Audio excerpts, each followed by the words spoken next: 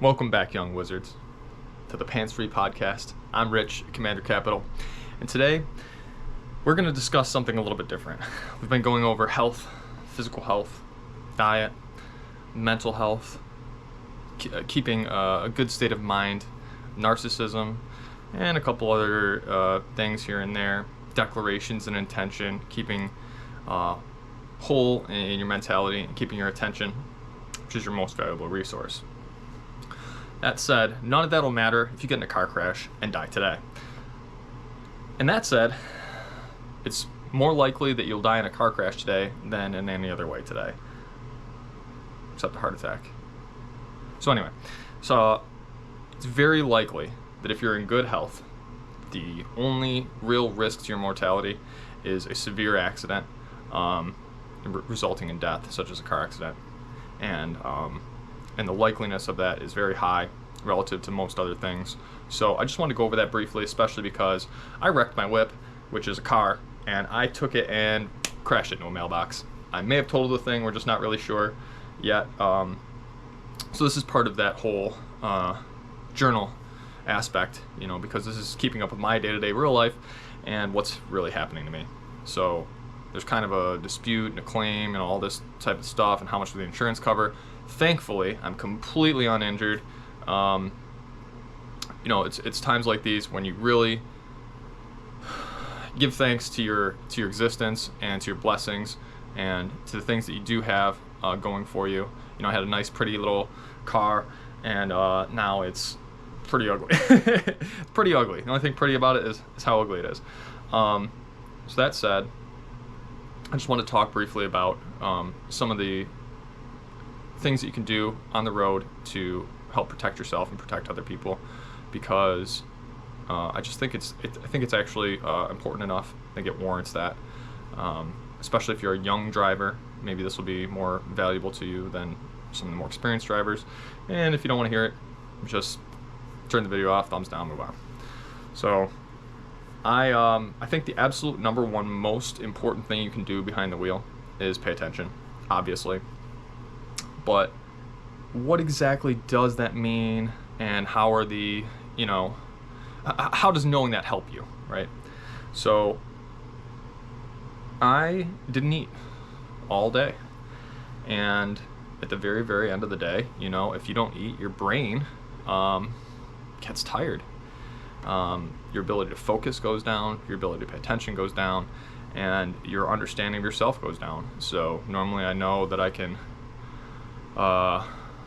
given how I work is, while I'm driving, if I see the road in front of me and whatever, I can kind of check my phone just for a second, see what's going on, look back to the road, no big deal most of the time. That was not the case this time. Unfortunately, embarrassingly, that was, I checked my phone for too long, or my brain spaced out for too long, or I had a little mini nap, as your brain will tend to do when you're sleep deprived or energy deprived. It will do these little micro naps, just a few seconds, quite honestly. So I don't know if I fell asleep or exactly what happened, but I will tell you that I definitely was not at my peak state of mind.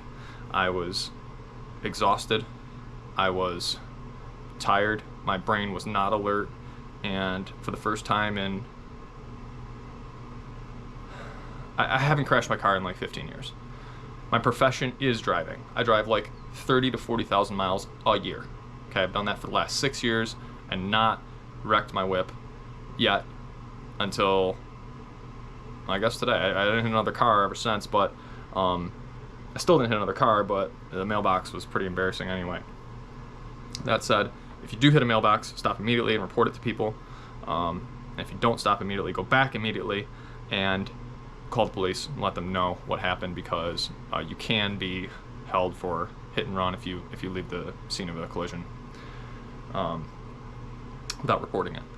So first thing, stay alert, only drive when you're alert, try to not be exhausted when you're driving, try to give yourself food and rest before you drive, and if you're driving as a profession, same thing. Try to make sure to give yourself time to rest and time to eat, and try not to check your phone. As silly as it sounds, I just checked my phone for a second, and that was too long. And I do it 1,000 times, I did it 10,000, 100,000 times maybe, And this was just the time that caught up with me, that my brain just wasn't quite fully there, and I wasn't able to, handle myself in that situation. Now, I do consider myself to be somewhat of an expert driver, master of the vehicle. When I'm behind my wheel, it's almost like I'm walking on my own 2 feet. I'm so comfortable with it. The controls are fully automatized. I don't have to think about anything. My body just knows how to drive it. Very fluent with my whip. So when I saw the mailbox last second and tried to correct, I would have been able to if it was dry. Fortunately, it was a little icy out, a little bit wet out, and I couldn't quite correct in time. So that's unfortunate, but that's just the reality of the situation. So pay attention is the first thing. It's the absolute most important thing, and it's going to avoid you most of your accidents is by paying full attention, as hard as that may be.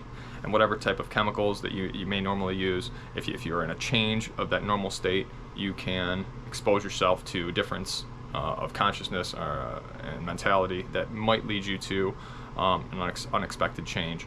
So if you're normally on Adderall or whatever type of medications or whatever you're on, if you're normally drinking a lot of caffeine and you totally stop drinking caffeine that day, well, you might be a whole lot less alert, and that might be just enough to cause you that accident. So just keep that in mind. Attention is absolutely key. Second is watch out for the other drivers. The other drivers are terrible. They're gonna try to hit you. You're gonna have to dodge the other drivers. They're gonna pull into you. They're gonna change lanes into you. They're gonna come up behind you. They're gonna pull out in front of you. They're not gonna see you. They're gonna pull out. There's gonna be a dog that runs out, a deer that runs out, a kid that runs out, a ball that flies out. Something's gonna happen. Something is gonna change that's not your fault, and you're gonna have to dodge it. That, I would say, is the most common reason for accidents when you're proficient at with your vehicle and attentive. Okay, so the second biggest thing is watch out for the other people and be prepared to dodge their mistakes. Put yourself in position to see their mistakes coming before they happen, and be prepared to avoid them if they do those mistakes. That's the second most important thing. The third most important thing is actually know the real rules of the road. And I'm not talking the common rules of the road, because there's common rules and there's real rules. Now, the rules are going to vary state by state and country by country or whatever, but more or less, you've got to stay in your lane, and you have the right of way in that lane at your speed. So if you're trying to pull out into a road and someone's coming up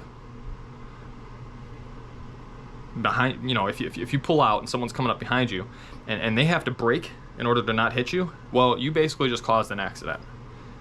Because if they look down to check their phone and you pull out and then they look up and then they hit you, well, that's actually your fault, even if they hit you from behind. So very important to know right of way. It's very obvious to many people, I'm sure, but this happens so often that I'm driving down a road in my lane, in my through lane, going the speed limit or 5 or 10 over. It doesn't matter. Actually, I could be going 40 over. If I'm going 50 miles an hour over the speed limit, it doesn't matter. If they pull out in front of me and I hit them from behind, that's their fault. Okay? So when you're pulling out, make sure to judge the distance and the speed of the person that's coming up in that lane. Because if you pull out in front of them, that's your fault. You caused the accident, period. Second thing, when you're turning, this is huge. When someone's turning, around here anyway, there are a lot of roads where there are 2 turn lanes, multiple turn lanes to multiple through lanes. So a diagram would be easier, but to be quite honest, it's not actually super complicated. So if you've got 2 lanes that are both turning right, I guess it'd be like that, both turning right. Well, if you've got 2 cars turning at the same time into the same street, you then have to be careful about which lane you pick, because very often the person in the right lane, okay, so there's 2 lanes that are turning right, the person in the right lane turning right is supposed to stay all the way to the right. They're supposed to end in Michigan, which is where I am. You're supposed to, if you're in the right lane and you're going to turn right onto a new road, Well, you're supposed to turn right into the rightmost lane. Wake up, people. Wake up. Turn to the rightmost lane from the right lane.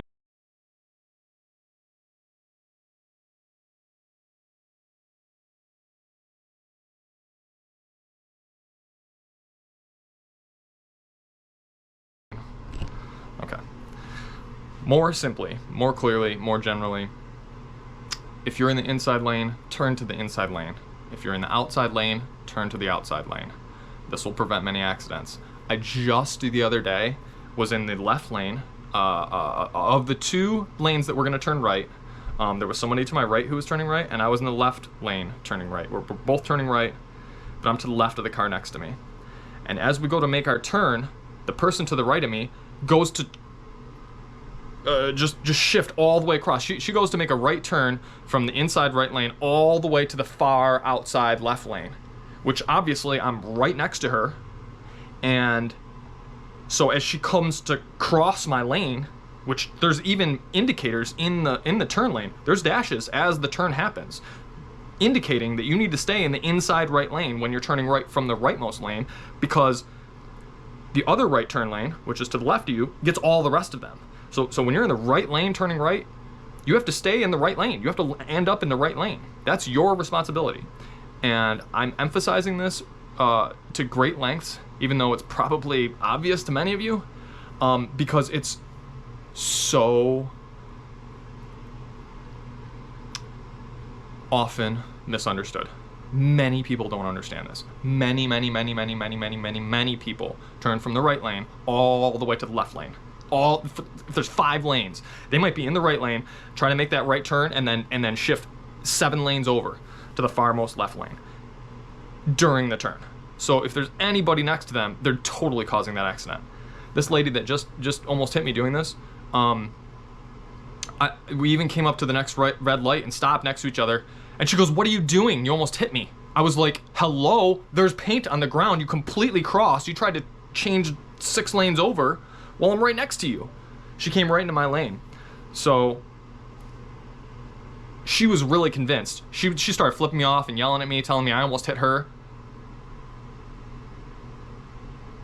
So just keep that in mind. It's a very common mistake that people make. If you're in the left lane, if you're in the inside lane, turn to the inside lane. If you're in the outside lane, turn to one of the outside lanes, and keep in mind that there may be other drivers turning next to you. And then just to further elaborate on that point just a little bit.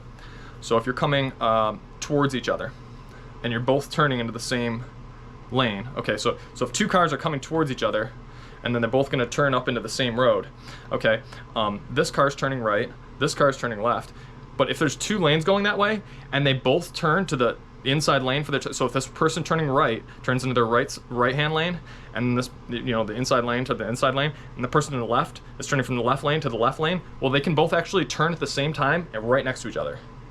How often does that happen? Almost never. Know why? Because nobody trusts that the other driver is going to turn to the inside lane. They'll always stop and wait for one person to go before they go, because they don't trust that the other person knows what they're doing.